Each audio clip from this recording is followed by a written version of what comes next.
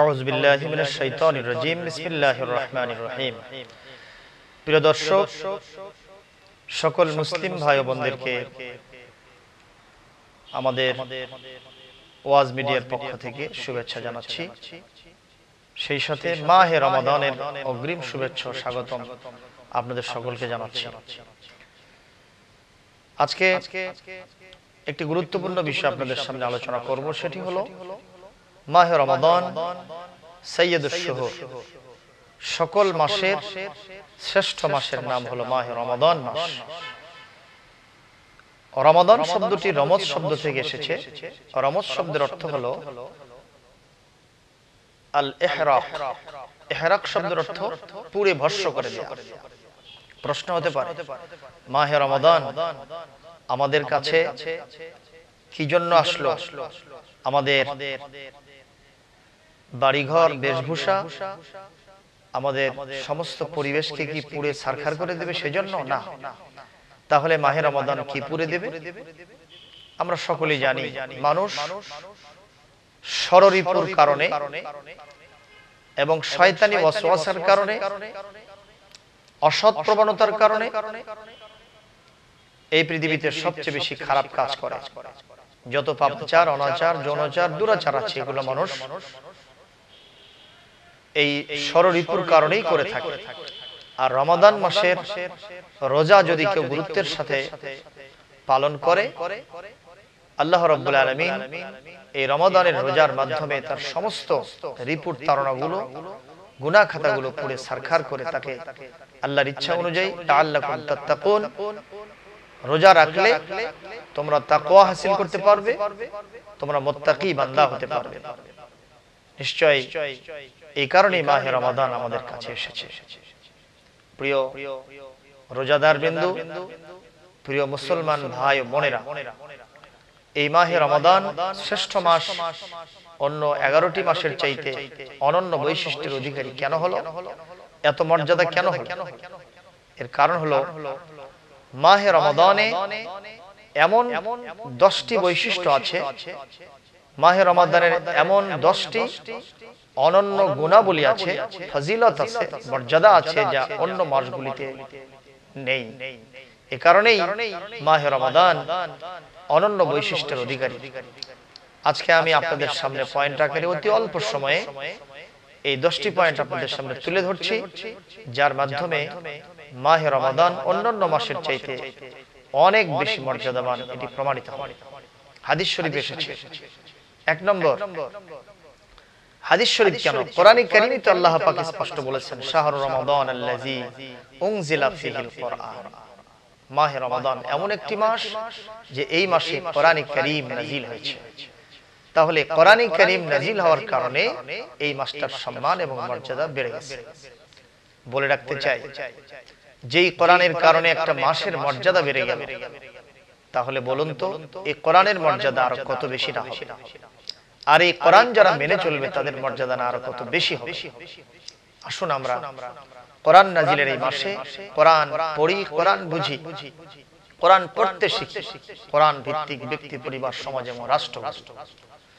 2 নম্বর, মাহে রমাদানের অনন্য বৈশিষ্ট্য হলো এই মাসে যারা রোজা পালন করবেন, হাদিস শরীফ এসেছে, লা খালুফু ফামিস সায়েমে আতিয়াবু ইনদাল্লাহি মির রিহিল মিস্ক আও কামা ক্বালা নবী সাল্লাল্লাহু আলাইহি ওয়াসাল্লাম। আল্লাহর নবী বলেন যে রোজাদারের মুখের ঘ্রাণ এটি মৃগনাভি, মিশকে আম্বার, জান্নাতি খুশবুর চাইতেও আল্লাহর কাছে অতি প্রিয়। এ বিষয়ে অনেক বক্তব্য আছে, শুধু সংক্ষিপ্তভাবে পয়েন্টগুলো বলে দিচ্ছি। প্রিয় উপস্থিতি, 3 নম্বর, রোজাদার যারা হয়ে থাকেন তাদের জন্য সমস্ত সৃষ্টিজীবেরা আল্লাহর কাছে মাগফিরাতের জন্য দোয়া করেন। এমনকি সমুদ্রের ওয়াল হিতানু ফি জাওফিল মা, সমুদ্রের ভিতরে পানিতে জলজ প্রাণী যারা আছে, মাছ সহ, ওরা সকলে রোজাদারের জন্য খায়রিয়াত, কল্যাণের দোয়া করে থাকে। 3 নম্বর, রোজাদারের মুখের ঘ্রাণ আল্লাহ রাব্বুল আলামিনের কাছে অতি প্রিয়, সেটা তো আমি বলেই ফেললাম। 4 নম্বর, জান্নাতকে রোজাদারের জন্য গত শাওয়াল মাস থেকে শুরু করে শাবান মাস পর্যন্ত সাজানো হচ্ছিল, সুসজ্জিত করা হচ্ছিল কেবলমাত্র আল্লাহ পাকের খাস মেহমান, যায়েফে করিম, আল্লাহ পাকের রয়্যাল গেস্ট এই রোজাদারদের সম্মানার্থে জান্নাতকে প্রতিনিয়ত সুন্দর করে একটি বছর ধরে আল্লাহ পাক সাজিয়েছেন। এটি হাদিস শরীফ থেকে প্রমাণিত। পঞ্চমত, এই মাসে আপনারা সকলে জানেন আল্লাহ পাক সুফিদাতের শায়াতিন, অফি রিওয়ায়াতিন সুলসিলাতের শায়াতিন, শয়তানকে শৃঙ্খলিত করা হয়েছে, শয়তানকে বন্দী করে দেওয়া হয়েছে। যার কারণে আমরা দেখে থাকি মাহে রমাদান মাসে অন্যান্য মাসের চাইতে পাপাচার কিছুটা হলেও একটু কম অনুষ্ঠিত হয়ে থাকে। প্রশ্ন হতে পারে, রমাদান মাসে তো তাও কিছু পাপ হয়ে থাকে। এর ব্যাখ্যায় অনেক কথা এসেছে, তার ভিতরে একটা সহি ব্যাখ্যা হলো এরকম যে যারা রমজানের পূর্বে শয়তানের খপ্পরে পড়েছিল, এখন শয়তান যে তারে ওয়াসওয়াসাটা দিয়েছিল, এই ওয়াসওয়াসাটার কিছু রেশ রমজান মাসেও শেষ হয় নাই, রমজান মাসেও চলতে থেকেছে। যার কারণে এখনো তার দ্বারা কিছু খারাপ কাজ অনুষ্ঠিত হচ্ছে, তবে এটা রেয়ার, এটা অনেকাংশে অন্য মাসের চেয়ে কম হয়ে থাকে। আর যারা একেবারেই বেশি বেশি পাপ কাজে নিমজ্জিত, আপনি বুঝবেন খতামাল্লাহু আলা কুলুবিহিম, তাদের অন্যায় অবিচারের কারণে তারা এত বেশি অন্যায় করেছে, পাপাচারে লিপ্ত হয়েছে, যেন তাদের অন্তরে, কলবে মোহর মেরে দেওয়া হয়েছে। এখন মোহর যখন মারা হয়েছে, তখন তো তাদের কাছে কানে ভালো কথাগুলো ঢুকবে না, এরা রোজাও রাখবে না, আল্লাহর প্রিয় বান্দা হবে না, শয়তানের খপ্পর থেকে রেহাই হবে না। ষষ্ঠ নম্বর, রমজান মাসের ভিতরে আল্লাহ পাক একটি রাত্রি দিয়েছেন, যে রাত্রির নাম হলো লাইলাতুল কদর। আল্লাহ পাক বলেছেন লাইলাতুল কদর খায়রুম মিন আলফি শাহর। লাইলাতুল কদর হাজার মাস ইবাদত করলে যত সওয়াব হয়, তার চাইতে বেশি সওয়াব এই রাত্রিতে ইবাদত করলে আল্লাহ দান করেন। সম্মানিত দর্শক শ্রোতা, রোজাদার বৃন্দ, কেন এত মর্যাদা এই রাত্রি হলো? যে এই রাত্রিতে আল্লাহ রাব্বুল আলামিন ইন্না আনজালনাহু ফি লাইলাতুল কদর, কোরআনে কারীম এই লাইলাতুল কদরে নাযিল হয়েছে। প্রিয় দর্শক, শুধু তাই নয়, আমরা বলতে চাই মাহে রমাদানের এই লাইলাতুল কদর কোন সময় সংগঠিত হয়? এখন 30 দিন বা 29 দিন, 29 রাত্রি, 30 রাত্রি, আমরা কোনটা ধরব? রাসূল হাদিসের ভিতরে বলেন তাহাররু লাইলাতুল কদর ফিল ভিতরে মিনাল আশরিল আওয়াখির মিন রমাদান। রমাদানের শেষ দশকের বিজোড় রাত্রিগুলোতে লাইলাতুল কদর খুঁজলেই আল্লাহ পাক আমাদেরকে লাইলাতুল কদর দিয়ে দেবেন ইনশাআল্লাহ। এরপরে সপ্তম নম্বরে বলতে চাই, রমাদান মাসে যদি কেউ একটি নফল ইবাদত করে, অন্য মাসের একটি ফরজ ইবাদতের সমান সওয়াব হয়ে যায়। রমাদান মাসে যদি কেউ একটি ফরজ ইবাদত করে, অন্য মাসে 70টি ফরজ ইবাদতের সওয়াব, আমলের সওয়াব আল্লাহ প্রদান করেন। হাদিসের ভাষা এরকম, মান তাকাররাবা ফীহি বিখাসলাতিন মিনাল খায়র কানা কামান আদ্দা ফরিদাতান ফীমা সিওয়াহু ওয়া মান আদ্দা ফীহা ফরিদাতান কানা কামান আদ্দা 70 ফরিদাতান ফীমা সিওয়াহু। কাজেই রমজান মাসের অনন্য বৈশিষ্ট্য এখান থেকে আমরা বুঝতে পারি। অষ্টম নম্বরে যেটা বলতে চাই, মাহে রমাদানের রোজা পালন করলে, এই মাসে যদি আমরা ঈমানের সাথে সওয়াবের আশায় রোজাদার হতে পারি, আল্লাহ রাব্বুল আলামিন আমাদের জন্য এই মাসের অনন্য বৈশিষ্ট্য হিসেবে এই মাসে রহমত, মাগফিরাত এবং নাজাতের দ্বারটা খুলে দিয়েছেন।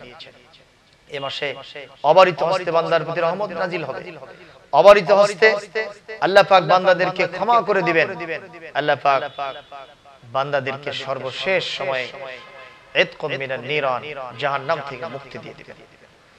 এরপরে নবম নম্বরে বলতে চাই, মাহে রমাদান এমন একটি মাস, এই মাসে আল্লাহ রাব্বুল আলামিন বান্দাকে এমন মর্যাদা দিয়ে থাকেন, এই মাসকে হালাল খাবার দ্বারা যদি কেউ ইফতার এবং সাহরি গ্রহণ করে থাকে, আল্লাহ পাক তার কোনো হিসাব গ্রহণ করবেন না। সুবহানাল্লাহ। সর্বশেষ মাহে রমাদানের শেষ যে রাত্রি, শেষ যে তারিখ, শেষ যে দিন, এই দিনে আল্লাহ পাক তার বান্দাদেরকে ক্ষমা করে দিয়ে পুত পবিত্র করে জান্নাতের জন্য কবুল করে নেন। আসুন মাহে রমাদানের এই 10টি ফজিলত, এই 10টি অনন্য বৈশিষ্ট্য আমরা আমাদের হৃদয়ে গেঁথে নেই, মনো মাইন্ডে আমরা এই কথাগুলো গেঁথে নেই এবং রমজান মাসকে গুরুত্ব দিয়ে আল্লাহ পাকের নেক বান্দাদের মধ্যে পরিগণিত হই। আল্লাহ আমাদের তৌফিক দান করুন। সর্বশেষ বলতে চাই, এখন বর্তমানে করোনা ভাইরাসে এবং কোভিড-19 যেটা এসেছে, গোটা বিশ্বের উপরে মহামারী আকারে আল্লাহর পক্ষ থেকে এসেছে। আজকে আমাদের জুলুম, অত্যাচার, পাপাচার, আমাদের অন্যায় অবিচারের কারণে, আমাদের অপরাধের কারণে আল্লাহ পাক এই মহামারী আমাদের উপরে চাপিয়ে দিয়েছেন বিপদ মুসিবত আকারে। এখন সকল কিছু থেকে আমরা নিরাশ হয়ে গেছি, চিকিৎসা বিজ্ঞান ফেইলার। আজকে এই করোনা ভাইরাসের কোনো ঔষধ আবিষ্কার হয় নাই। আমার তো মনে হয় কেবলমাত্র শুধুমাত্র একমাত্র আল্লাহ রাব্বুল আলামিন তিনি যেহেতু এটা দিয়েছেন, আমরা যদি তার কাছে ফিরে যাই, ইস্তেগফার করি, আমরা যদি রমজানের রোজা পালন করার মাধ্যমে তার খাঁটি গোলামে পরিণত হতে পারি এবং এখন থেকে সে নিয়ত করতে পারি, আল্লাহ রাব্বুল আলামিন তার রহমত আমাদের উপরে বর্ষণ করবেন এবং এই করোনা ভাইরাসের মতো মহামারী, এই মহাব্যাধি থেকে আমরা মুক্ত হয়ে আবার সুস্থ পরিবেশে ফিরে যাব। আল্লাহ আমাদের তৌফিক দান করুন, আমিন সুম্মা আমিন। সকলকে মাহে রমাদানের অগ্রিম শুভেচ্ছা স্বাগতম জানিয়ে রমজানের এই আনন্দ, এই ত্যাগ ও তিতিক্ষা সকলের জীবনে সমভাবে আসুক এবং সবাই আমরা আবার স্বস্তির নিঃশ্বাসে ফিরে যাই। আল্লাহ তৌফিক দিন, আমিন। আসসালামু আলাইকুম ওয়া রাহমাতুল্লাহি ওয়া বারাকাতুহু।